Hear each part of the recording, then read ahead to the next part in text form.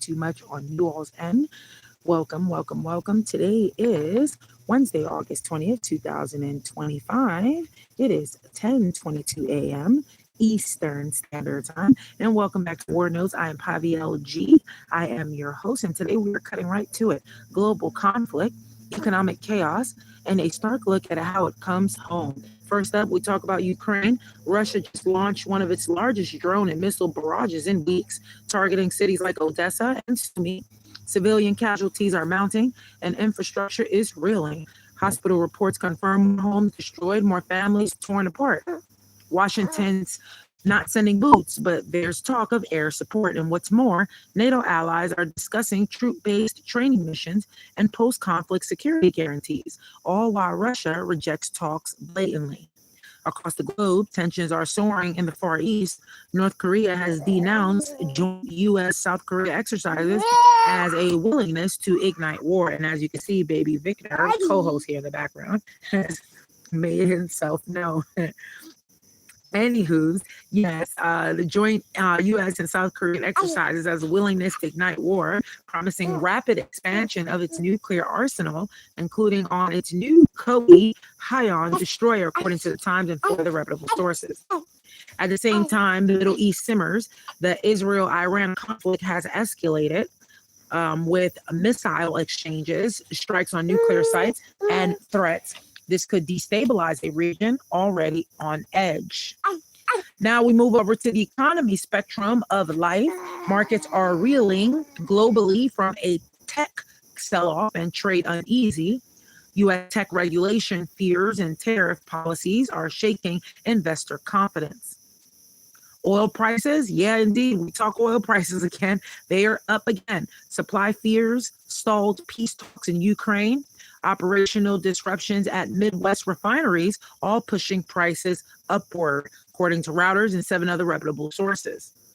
On the macro side, the IMF is warning of slowing U.S. growth, just 1.8% this year, with a 40% chance of recession, as tariffs weigh heavily. Global growth forecasts have dropped too, according to the Associated Press. The World Bank and OECD echo similar concerns. The 2025 growth expected at just 2.3% to 2.9%, well below trend. That's according to World Bank and Schwab's brokerage and 10 other reputable sources. And what about Russia's economy with all of this going on? Growing under war, GDP growth shrinking, massive defensive spending, declining civil output, and they're pouring rubles into the war machine even as inflation bites. That's according to Bloomberg and Reuters as well. Now, finally, here's the human side that hits home for me. My 20-year-old and 18-year-old daughters have been living together nearly 2 years now on their own, and they're feeling it. They are really feeling it, and they have full-time jobs, and they have their own apartment. They pay their own bills. Rents are up. Food costs are soaring. Job opportunities are tight, and they're cutting back opting for groceries overnight outs and delaying buys, and they're hustling a little bit harder. It's the same story with everybody. That's what I'm trying to say. It's playing out in homes across the country, not just in my home, not just outside of my home. Everywhere it's biting people's pocket. Now, this isn't just a slow burn. It's the calm before the storm. I'm telling you, folks, my radio listeners out there, it's the calm before the storm. People are stretched already. If the economy doesn't turn around, it doesn't turn. This could spiral into something far worse than just a recession. It'll be a crisis. But here's today's bottom line. We got war rages and spreads. We got economies that are at falter and families feeling the squeeze like never before. Now, I don't know how or even if we will survive what's coming up and what's coming.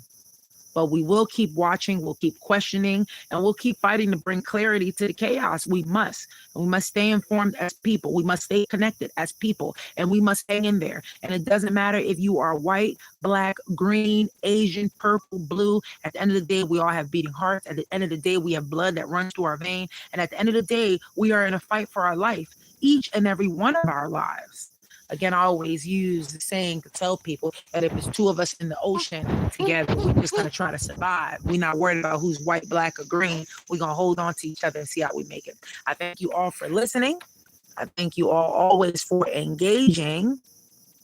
And Please make sure that you subscribe. If you're not subscribed, we're trying to get to 400 subscribers. Then we want to try to make our way over to 1,000, but we can't do it without your help as my listeners. Thank you all. Just press the subscribe button. It's free to do. You're not only helping yourself to stay informed with more people's channel. When I say that, sorry for the bad English, but with more news media outlets that you use, you can fact check each and every one of them. So I ask you to please subscribe, because you'll not only keep yourself informed in that very way, but you'll also help me too as well build this news broadcast to continue to bring you more content. I thank you all for listening. Have a beautiful and blessed day.